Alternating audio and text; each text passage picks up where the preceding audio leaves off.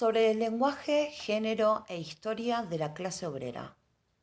En este ensayo intento plantear un problema que me parece cada vez más obvio y que parece resistirse tenazmente a una solución fácil. Este problema es el que se enfrenta desde la historia feminista al intentar restaurar a las mujeres como sujetos y el género como una categoría analítica dentro de las prácticas de la historia del trabajo. Si las mujeres, en tanto que sujetos, han aumentado visiblemente, las cuestiones que plantea la historia de las mujeres permanecen torpemente conectadas con las preocupaciones principales de este campo. Y el género no se ha tomado seriamente en consideración en cuanto a sus posibles aportaciones a una importante reconceptualización de la historia del trabajo. Algunas historiadoras feministas, incluida yo misma, han visto con un prudente optimismo el creciente interés de sus colegas por las teorías del lenguaje. Estas teorías, contenidas en los escritos de autores postestructuralistas y de antropólogos culturales, mejor dicho, esas teorías epistemológicas ofrecen una forma de pensar sobre la manera en que la gente construye el sentido, sobre cómo la diferencia y por consiguiente la diferencia sexual opera en la construcción del sentido y sobre cómo la complejidad de los usos contextuales abre el camino a nuevos cambios en el campo del sentido. Estas teorías son potencialmente muy utilizables en la conceptualización del género y en la reconceptualización de la práctica histórica. Y aún así, la mayoría de ellas no se han empleado en este sentido. En vez de eso, dichas teorías se han aplicado superficialmente, lo que ha dado lugar a frustración en algunas historiadoras feministas, cuando no a pesimismo sobre el tipo de cambios que podemos esperar de la historia del trabajo. La reciente ola de artículos de historiadores del trabajo sobre el lenguaje es una prueba de ello, porque reduce este importante concepto al estudio de las palabras. Las palabras, cuando se toman por su valor externo como enunciados literales, se convierten en un dato más que colectar y se pierde la idea de construcción del sentido como una forma compleja de comprensión e interpretación del mundo. Con la pérdida de la interpretación del sentido, también desaparecen la importancia y la utilidad de pensar sobre la historia del trabajo en términos de género. Nos han dejado con estudios aislados sobre las mujeres y sobre las palabras que pueden constituir nuevos materiales, pero que por sí mismos nunca transformarán la forma en que nosotros pensamos la historia que escribimos. Entre los historiadores del trabajo, la atención que se presta al lenguaje está al orden del día. Palabras como discurso y retórica aparecen cada vez con más frecuencia en las revistas y libros, y los análisis sobre las ideologías han adquirido una renovada preeminencia. Y como los historiadores resisten las demoledoras críticas que les dirigen los escritores postestructuralistas sobre sus prácticas, quizá como parte de la resistencia, aquellos han acabado por apropiarse de la terminología que emplean sus críticos. En consecuencia, lenguaje, discurso, simbólico y deconstruir aparecen de repente en las conversaciones históricas comunes, despojadas de las aterradoras consecuencias relativistas que tales términos tienen en los escritos de Saussure, Foucault, Lacan, Althusser, Barthes o Derrida. Esta transformación del sentido, que tan fácilmente se ha dado por la nueva colocación de las palabras en campos discursivos diferentes, debería darnos una lección sobre las dificultades de establecer definiciones claras y estables y por consiguiente de analizar las operaciones de los sistemas lingüísticos, pero no sucede así. En vez de eso, el lenguaje se ha convertido en otro elemento susceptible de ser investigado y las palabras en una especie de datos que deben recolectarse. El hecho de estudiar el lenguaje debería permitir que salieran a la luz cuestiones familiares. Algunos historiadores han cuestionado por eso el estatus de las categorías de clase o experiencia como fenómenos transparentes, reales, no mediatizados. Pero las operaciones del sentido permanecen notablemente fuera de todo problema en sus usos y, como resultado, el lenguaje pierde su interés teórico y su fuerza analítica. Volveré más adelante sobre este punto, pero primero quisiera introducir el segundo tema que está en relación con el anterior. En el campo de la historia del trabajo, la atención que se ha prestado al género ha adquirido cierta legitimidad, aunque no tenga nada del estatus tan a la moda del lenguaje. Algunos historiadores del trabajo, reaccionando con un tipo de mentalidad de frente popular, colocan ahora el género, junto con la raza, en la lista de variables que reconocen como importantes, pero que no tienen tiempo de estudiar. La clase, después de todo, sigue siendo la cuestión que realmente cuenta. Otros historiadores que rechazan el género como una categoría útil se refieren a las mujeres o bien destacan su ausencia o exclusión con un gesto de compasión o solidaridad, pero les prestan muy poco interés o atención. Sin embargo, la mayoría ignora por completo al género e insiste en que o bien está ausente de sus fuentes de información o que, desafortunadamente, las mujeres tuvieron un papel menor en la política de la clase obrera que importaba. Mujeres y niños podrían aparecer en las discusiones sobre la vida familiar de la clase obrera porque aquí son actores visibles, cumpliendo diferentes roles sociales fácilmente discernibles. En este sentido, el género es equiparado y desde ahora reducido a un conjunto de categorías sociales autoevidentes, los roles que tenían hombres y mujeres, y no tiene un efecto crítico sobre la forma en que se concibe la historia del trabajo. Por ejemplo, mientras las ideas sobre el lenguaje permitieron a los historiadores propugnar por un cambio epistemológico más importante, el género no tuvo tal efecto en sus concepciones de política o clase. En su mayoría, los historiadores del trabajo parecen bastante dispuestos a dejar que las mujeres escriban la historia de las mujeres y normalmente apoyan e incluso animan a sus estudiantes y colegas mujeres. La reacción antifeminista, tan violenta en algunos sectores de la profesión histórica, a los que los historiadores feministas denuncian vehementemente y apasionadamente como fanáticos e ideólogos, como elementos subversivos de los cánones supuestamente intemporales y de las verdades establecidas, es menos visible entre los historiadores del trabajo. De todos modos, la atención tan poco entusiasta hacia el género es desalentadora, porque el hecho de relegar una concepción potencialmente radical a la descripción de una serie de roles sociales desvirtúa el interés teórico y la fuerza analítica que la historia feminista podría tener. En este ensayo tengo el propósito de argumentar que existe una conexión entre el estudio del lenguaje y el estudio del género siempre que los dos se definan cuidadosamente. También sostengo que algunas teorías epistemológicas, al proporcionar a los historiadores una manera de analizar la forma en que opera la representación del género en la construcción del significado social y político, nos proporcionan al mismo tiempo la posibilidad de replantear nuestra comprensión del lugar que ocupa el género en la historia, es decir, de entender las operaciones de diferencia sexual en la formación de la clase obrera. Por lenguaje entiendo no solo las simples palabras en su uso literal, sino la creación del sentido a través de la diferenciación. Por género quiero decir no solo los simples roles sociales de hombres y mujeres, sino la articulación en contextos específicos de la comprensión social de la diferencia sexual. Si el sentido se construye en términos de diferencia, al distinguir explícita o implícitamente algo que es de algo que no es, entonces la diferencia sexual, variable histórica y culturalmente, aunque parezca que sea estable e irrefutable por su referencia a los cuerpos naturales y físicos, es una forma importante de especificar o establecer el sentido. Así, mi argumento es el siguiente.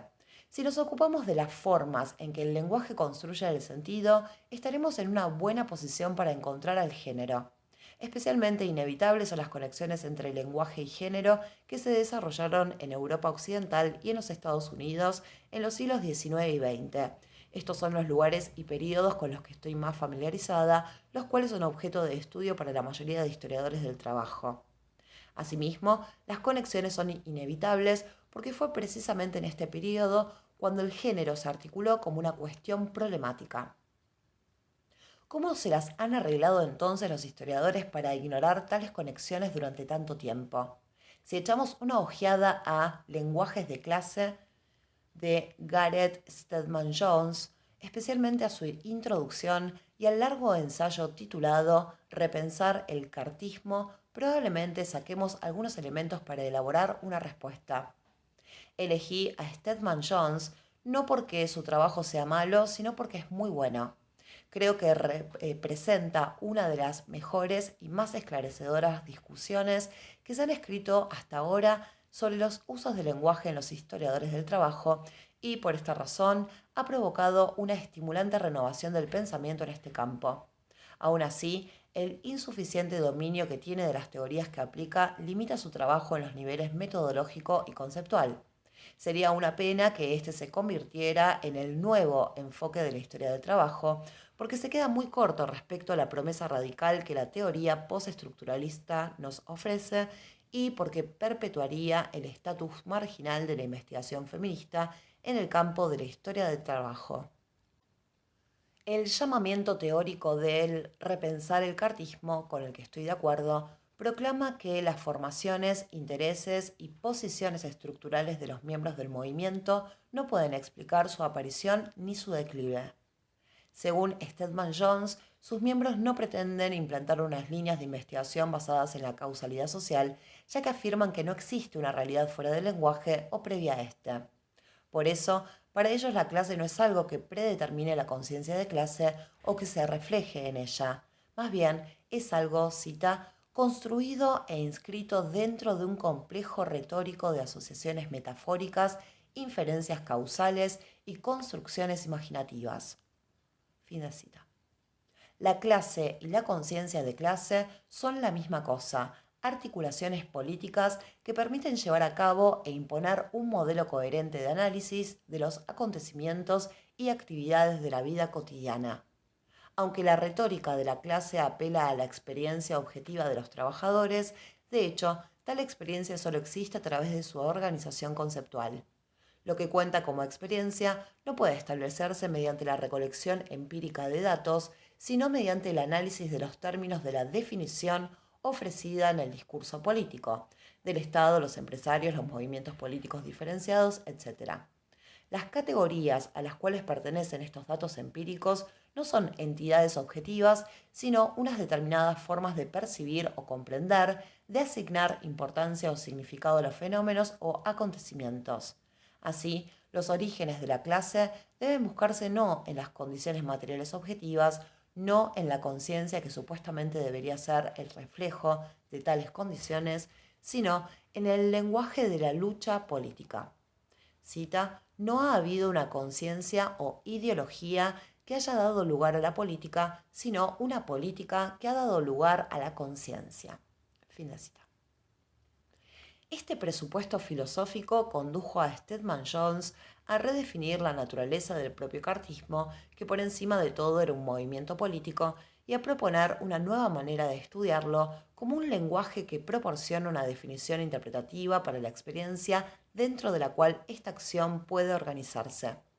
Prácticamente, esto significaba revisar lo que la gente había dicho o escrito, pero sin presuponer que la realidad externa de la clase fuera la explicación de esas palabras.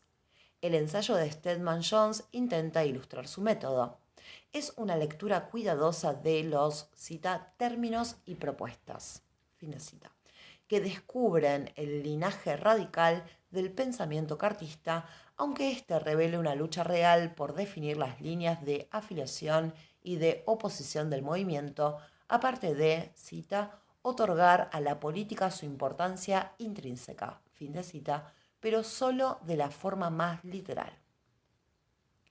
Repito, es una lectura cuidadosa de los términos y propuestas que descubren el linaje radical del pensamiento cartista, aunque ésta revele una lucha real por redefinir las líneas de afiliación y de oposición del movimiento, aparte de otorgar a la política su importancia intrínseca, pero solo de la forma más literal. El ensayo de Stedman Jones fusiona dos definiciones distintas de la política. Una de ellas pone la etiqueta de la política a cualquier lucha por el poder, en la cual se crean identidades como la de clase. La otra caracteriza como política o político los objetivos de un movimiento colectivo encaminados a conseguir su participación formal en el gobierno o en el Estado. La primera definición es, con mucho, la más radical, porque contiene la concepción no referencial que Stedman Jones aprueba en su introducción. Esta sugiere que siempre hay una política en el sentido de la existencia de unas relaciones de poder en las operaciones del discurso. La segunda definición es esencialmente descriptiva. Utiliza el enfoque de la historia intelectual convencional. Establece las continuidades de pensamiento, señala los presupuestos subyacentes en estas y organiza dentro de una perspectiva coherente las diversas ideas de algunos de sus defensores. Stedman Jones menciona que utiliza la primera definición, pero en su ensayo sobre el cartismo utiliza la segunda.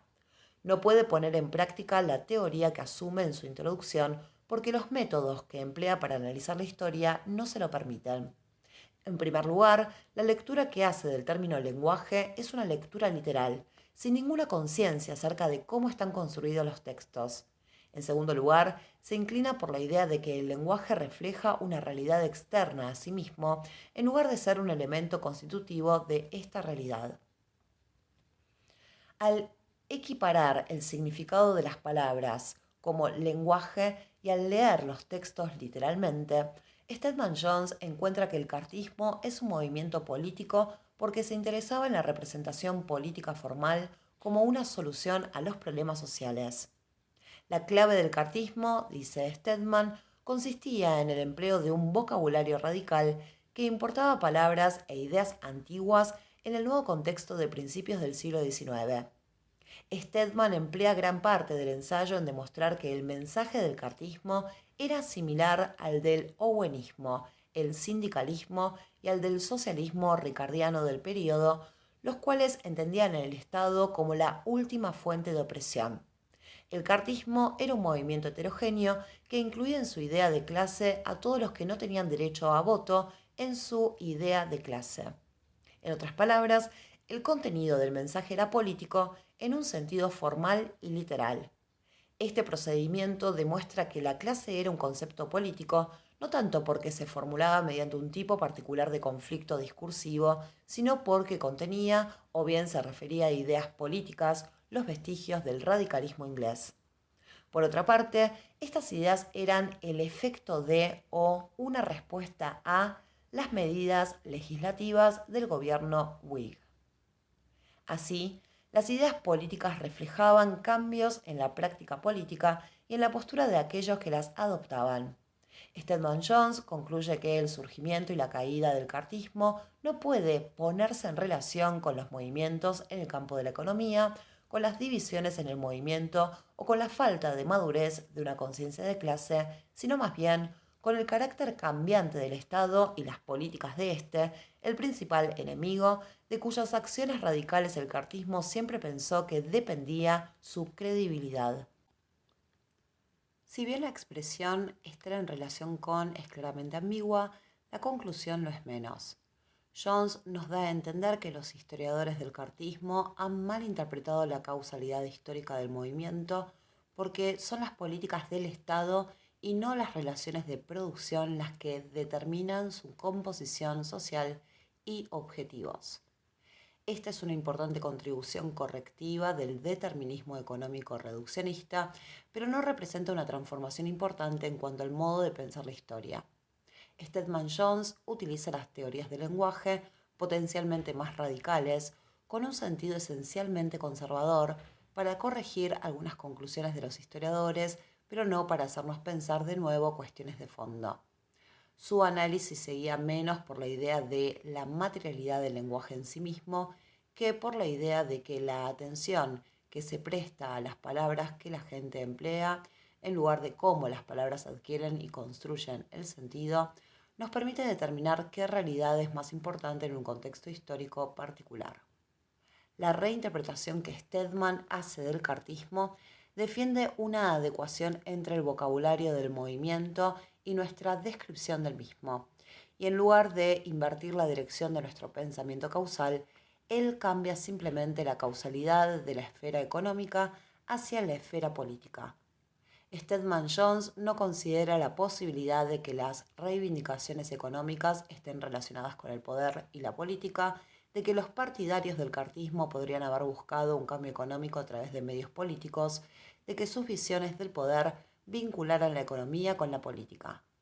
Stedman Jones quiere argumentar que la política cartista no era inherente a las relaciones productivas y que el cartismo estaba implantado en distintos grupos socioeconómicos de la población. En otras palabras, su declaración política creó la identidad de los individuos involucrados en el movimiento, pero el literalismo de Stedman Jones lo lleva a negar la posibilidad de que la clase formara parte de la identidad política que se había creado. Él rechaza la causalidad económica y la clase cuando en realidad hubiera sido más provechoso para su argumento reconocer la clase, pero ubicar sus orígenes en la retórica política. Stedman Jones se detiene antes de iniciar una reconceptualización de la historia del cartismo al tratar el lenguaje solo como un vehículo de comunicación de ideas en lugar de concebirlo como un sistema de sentido o un proceso de significación. Para que Stedman Jones alcanzara la promesa radical de la teoría que adopta, tendría que tomar en cuenta algunos aspectos que ignora. El primero de estos es la idea de que el lenguaje revela sistemas completos de sentido o de conocimiento, no solo las ideas que la gente tiene acerca de determinadas cuestiones, sino las representaciones y organizaciones que ésta hace del mundo. Esto equivale a decir, con Stedman Jones, que el cartismo no fue un movimiento de clase porque buscó tener participación en el gobierno. Es perder la oportunidad de ver el fundamento de la política en toda su amplitud, de ver cómo una identidad de clase construyó y contuvo en sí una práctica social a través de la cual la gente estableció e interpretó su lugar en el mundo y su relación con los demás y actuó en consecuencia. Las relaciones con los demás, de subordinación o dominio, de igualdad o jerarquía, constituyeron una forma de organización social. El problema se plantea en parte por el mismo empleo de la palabra lenguaje, porque de algún modo esta palabra reduce la idea del sentido a los enunciados instrumentales, las palabras que la gente dice a los demás, en lugar de transmitir la idea de que el sentido es el conjunto de las pautas y relaciones que constituyen la comprensión o bien un sistema cultural. La confusión de Stedman Jones también tiene su origen en el empleo del término clase como una categoría objetiva del análisis social en vez de considerarlo una identidad creada histórica y contextualmente. El segundo aspecto relacionado con esta teoría que Stedman Jones pasa por alto, la forma en que se construye el sentido es a través de la diferenciación. Él presupone cierto tipo de cualidad unidimensional del lenguaje, esto es, que las palabras tienen una definición compartida y estable en todos los contextos, un vocabulario a través del cual se da la comunicación. Aún así, los teóricos en los cuales se inspira, cita a Saussure, sostuvieron que las palabras adquirían sentido mediante los contrastes implícitos o explícitos que se establecían en contextos determinados o discursos. No se puede leer a Foucault, otra presencia aunque implícita en la obra de Stedman Jones, sin comprender que el sentido es multidimensional, que se establece de forma relacional, que se dirige a más de un destinatario, que se estructura en un campo discursivo ya existente y que establece al mismo tiempo nuevos campos. Las definiciones positivas dependen de las negativas. De hecho, su existencia implica descartar a estas últimas. Este tipo de interdependencia se ramifica más allá de las definiciones literales porque implica otros conceptos, otras relaciones en cualquier uso particular. Por ejemplo, los teóricos políticos del siglo XVII hicieron analogías entre los contratos de matrimonio y los contratos sociales, lo cual repercutió en la comprensión que tenían las personas de ambos. Y los socialistas del siglo XIX describieron la explotación capitalista de los trabajadores como un tipo de prostitución, por eso entrelazaron las esferas económica y sexual. El sentido se desarrolla de forma relacional y diferenciada, y así se constituyen las relaciones. En consecuencia, para aplicar esto al tema de Stedman Jones, uno podría esperar que la categoría de la clase obrera dependiera no solo de antítesis, capitalistas, aristócratas, sino de inclusiones, los trabajadores asalariados, los no representados, y exclusiones, aquellos que carecen de propiedades, en su trabajo las mujeres y los niños. La categoría universal de clase, como la categoría universal de obrero, consolidó su universalidad a través de una serie de oposiciones. Creo que el objetivo de la lectura del cartismo desde esta perspectiva no consiste en reducirlo tajantemente a una lucha política formal o a una estrategia particular de un grupo organizado, sino en examinar el proceso a través del cual la política cartista construyó la identidad de clase. Es cuando analizamos el proceso de formación del sentido que el género comienza a ser importante. Conceptos tales como los de clase se han creado a través de la diferenciación. El género ha proporcionado históricamente una forma de articular y naturalizar la diferencia. Si miramos muy de cerca los lenguajes de clase del siglo XIX, veremos que se han construido con términos referidos a la diferencia sexual y en esos mismos términos. En estas referencias, la diferencia sexual se invoca como un fenómeno natural y como tal disfruta de un estatus privilegiado sin estar sujeto aparentemente a cuestionamientos ni críticas. Fue difícil criticar la diferencia sexual y desafiar la autoridad de un hecho que en apariencia era natural y no una construcción social. El género está tan implicado en los conceptos de clase que no hay forma de analizar a uno sin el otro. No podemos analizar la política separándola del género, la sexualidad de la familia, porque no estamos hablando de compartimentos de la vida, sino de sistemas relacionados discursivamente, y es el lenguaje lo que hace posible el estudio de sus interrelaciones. Al tiempo que los cartistas expusieron su programa, también presentaron los términos de una identidad política colectiva. Esta identidad dependía de una serie de diferenciaciones, inclusiones, exclusiones, comparaciones y contrastes, cuyo sentido estaba basado en la diferencia sexual. Si Stedman Jones hubiera tomado en cuenta la forma en que se había construido el sentido, habría visto cómo la categoría de clase que este grupo había desarrollado estaba relacionada con el género. Al fracasar en el intento de ver cómo el sentido depende de la diferenciación, perdió de vista a la clase y al género en su manifestación específica durante el cartismo. ¿Cómo pudo haber leído Stedman Jones el cartismo para capturar mejor el proceso por el cual la clase trabajadora fue concebida como tal? Mi respuesta no puede ser más que parcial porque no tengo la totalidad de los textos de los documentos que él cita, ni tampoco puedo afirmar que dispongo de un conocimiento detallado de este campo, puesto que no he realizado ninguna investigación sobre el cartismo. De todos modos, parece útil sugerir que a partir del material que él mismo aporta, se podría presentar un enfoque conceptual algo diferente de los lenguajes de clase. En primer lugar, debemos preguntarnos si la clase como concepto aparece en el discurso cartista. El énfasis que pone Stedman Jones en el ascenso y en la caída del movimiento lo mantiene dentro de los límites de una explicación más convencional de la que él quiere emplear y amortigua la significación de sus ideas en cuanto a la comprensión de la forma en que la clase podría ser simbolizada. Por otra parte, al insistir en el impulso político del movimiento popular y en un momento dado al declarar que éste no fue desplazado al final de la década de 1830 por un modo de pensar más impregnado de una conciencia de clase, Stedman Jones subestima la importancia y la complejidad de la definición de clase que había elaborado los cartistas porque ellos sí habían desarrollado una idea de clase. En el material que él cita es muy evidente la idea de una posición particular, la identidad de las hombres trabajadores obreras. Si bien esta puede ser antagónica o entrar en cooperación con la de los dueños, la de la clase media, los comerciantes o los aristócratas. Lo que llama la atención es cómo varios oradores luchan con las líneas de distinción que crean contrastes entre los productores y los ociosos, los trabajadores y los explotadores, los obreros, clase media, aristócratas, los salarios de esclavo y los tiranos, los demócratas honestos y los monopolistas usureros.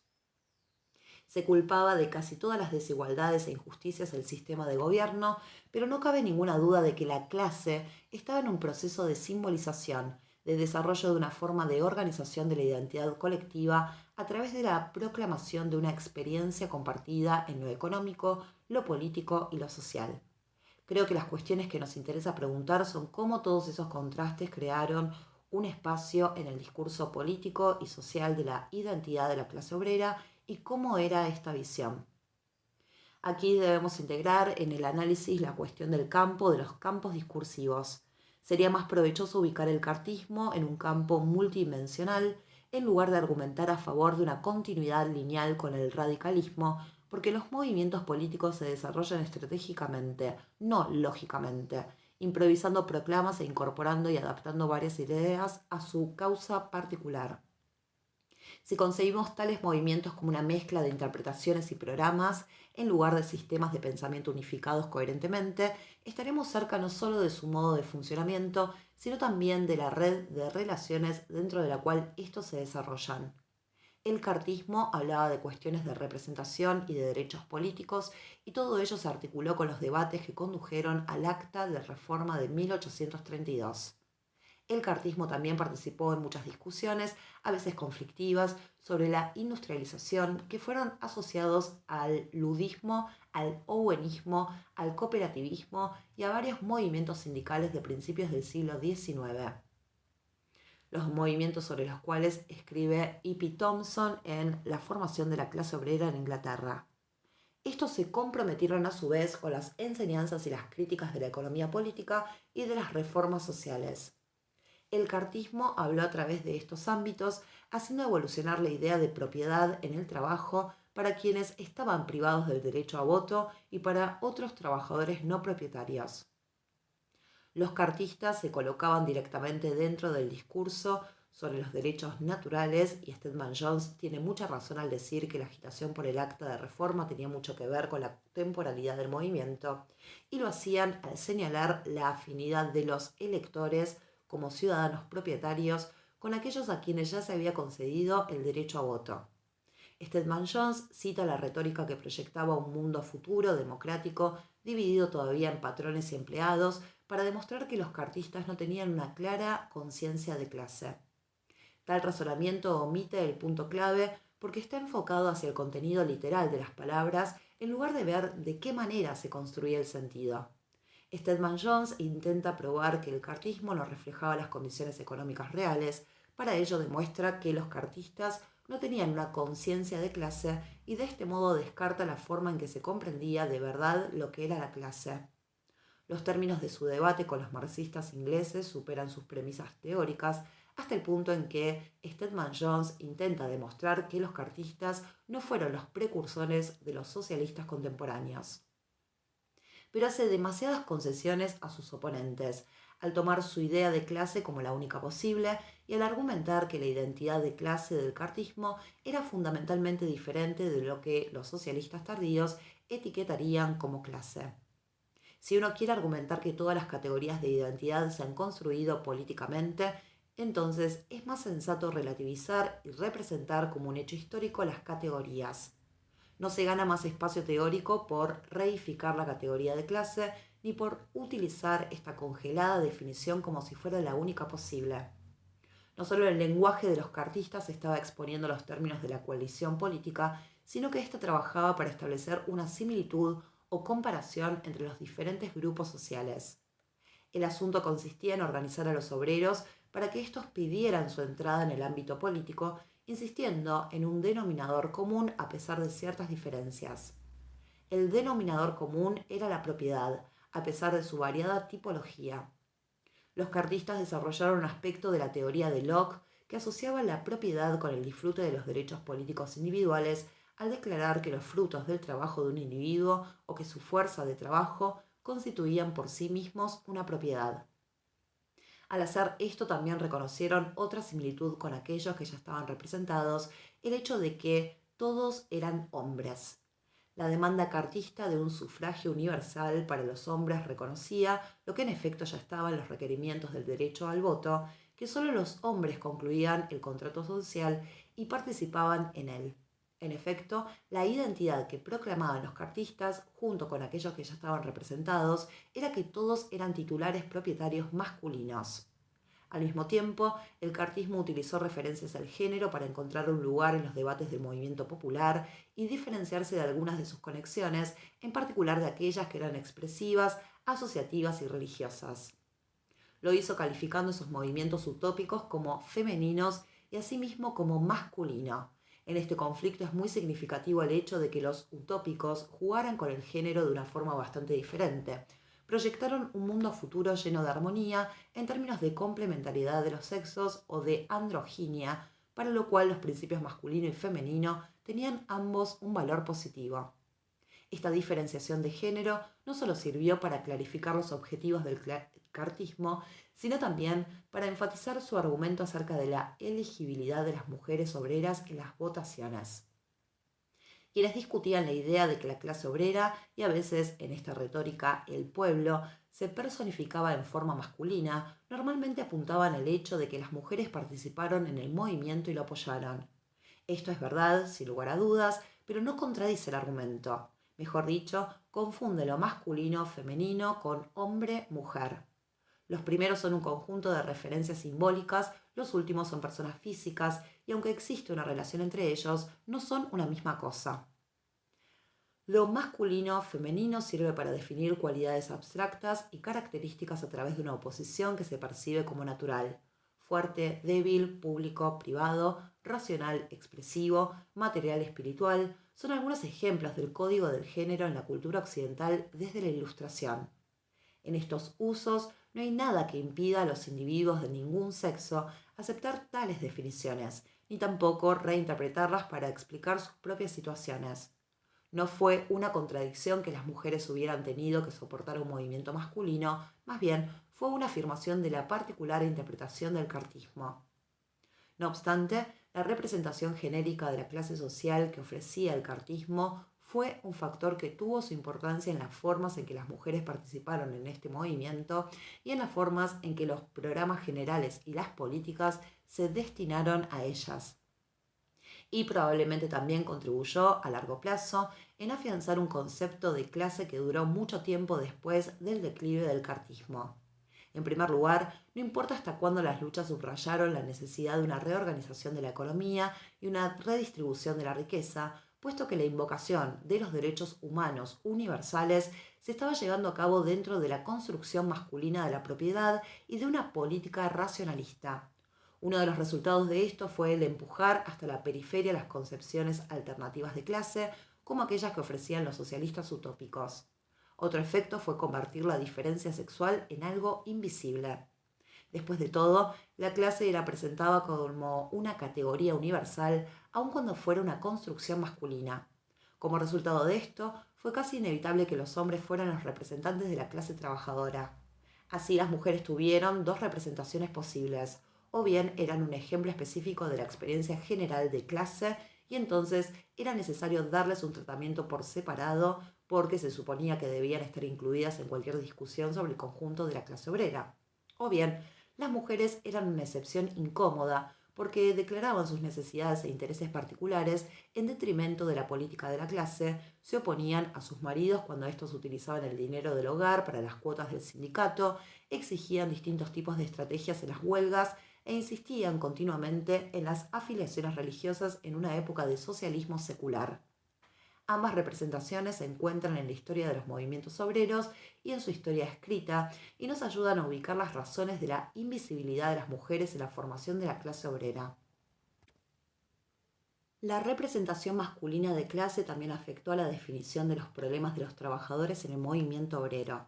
Puesto que se consideraba que las mujeres no tenían bienes en el trabajo, era difícil encontrar otra solución que no fuera la de sacar a las mujeres de la mano de obra y ponerlas en las crisis competitivas creadas por algunos oficios masculinos al emplear a mujeres por muy bajos salarios.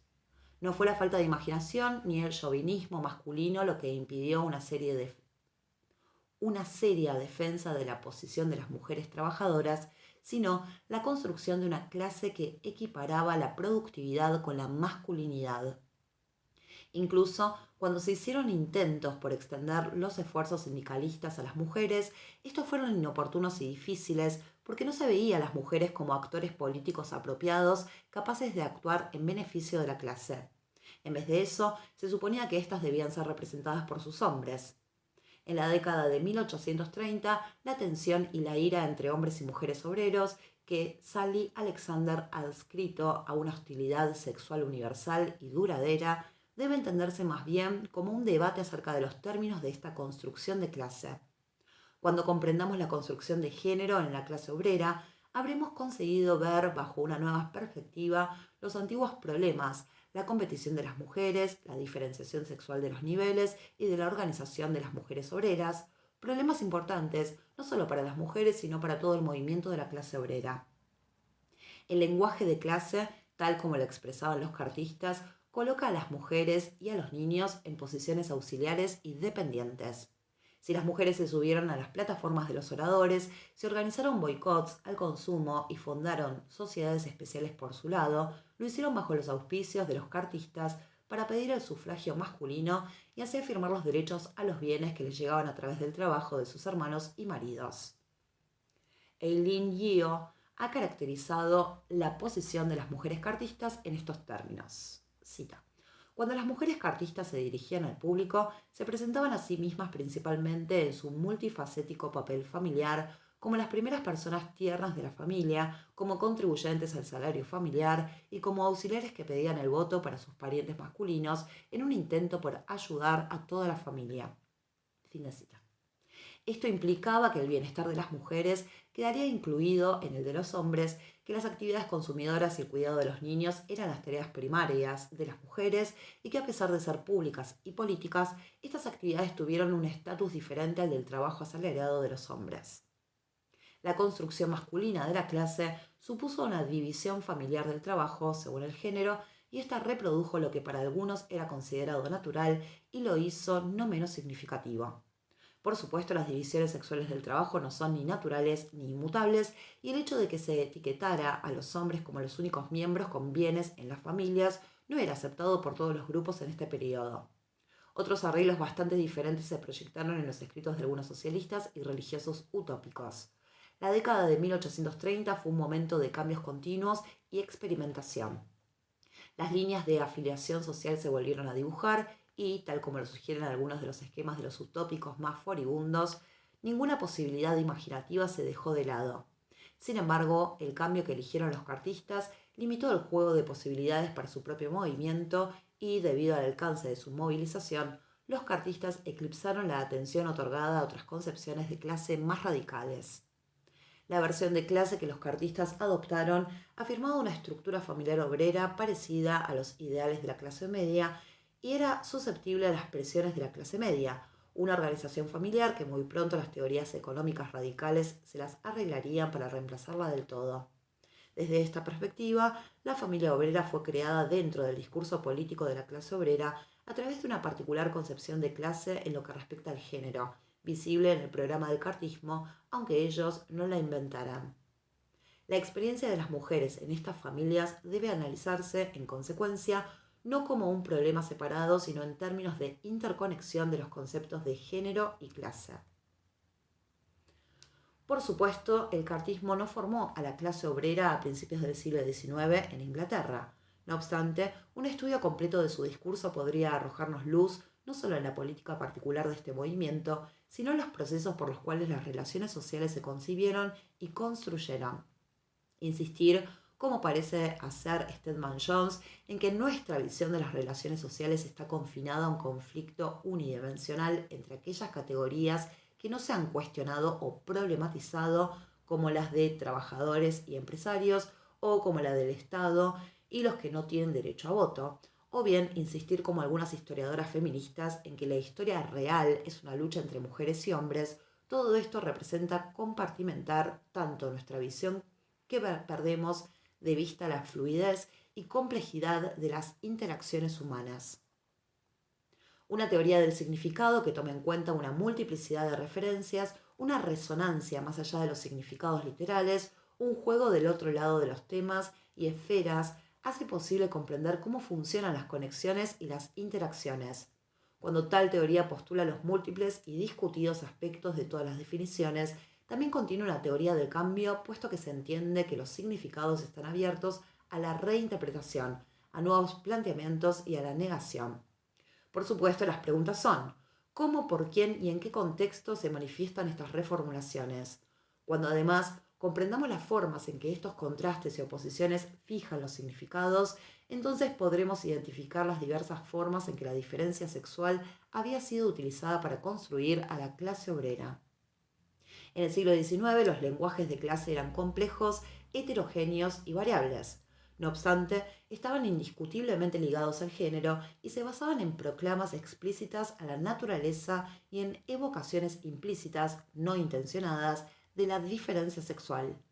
No podemos comprender cómo los conceptos de clase adquirieron legitimidad y cómo se establecieron movimientos políticos sin examinar los conceptos de género. No podemos comprender las divisiones sexuales del trabajo de la clase obrera sin interrogar los conceptos de clase.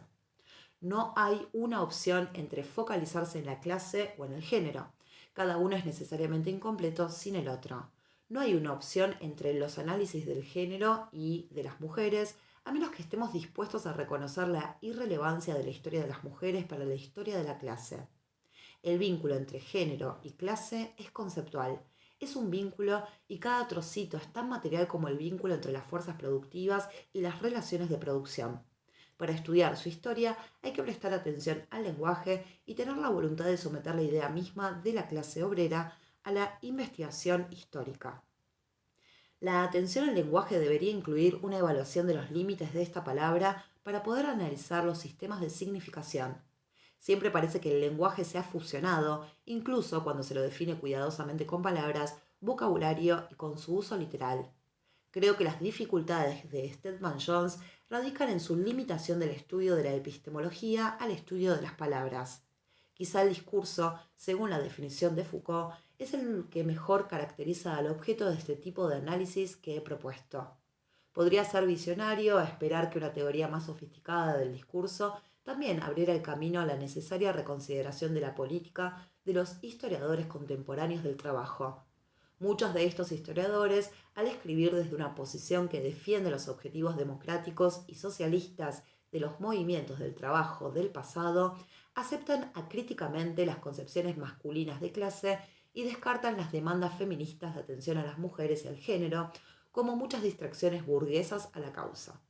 En este punto están siguiendo inconscientemente la política de épocas pasadas y desde luego también son víctimas de sus propias fuentes de información. En cuanto a estas fuentes, que se construyeron a partir de algunas de las nociones de género que he discutido, necesitan exponerse y analizarse. Por otra parte, tal análisis es a la vez amenazador y difícil. Es amenazador porque requiere una actitud crítica en relación no solo con el movimiento que uno quiere apoyar, sino también con el propio concepto de uno mismo como miembro de un orden fraternal que aportará cambios al mundo. Tal análisis también es difícil porque requiere el dominio de teorías filosóficas complejas y a menudo obtusas y la voluntad de cambiar la propia forma de pensar la historia. Sin embargo, a pesar de las dificultades, pienso que es una experiencia retadora y de una gran riqueza la que espera a los historiadores del trabajo deseosos de tomar en cuenta estas preguntas. En fin, de todos modos, no nos queda otra alternativa. Los historiadores del trabajo, al no estudiar seriamente, solo reproducen las desigualdades que sus principios les exigen abandonar. Debe ser algo visionario esperar que al final encontraremos el camino para acabar con las desigualdades, pero yo soy a la vez utópica y lo bastante racionalista como para pensar que, al señalar el problema y sugerir una solución, podremos acercarnos a nuestro objetivo.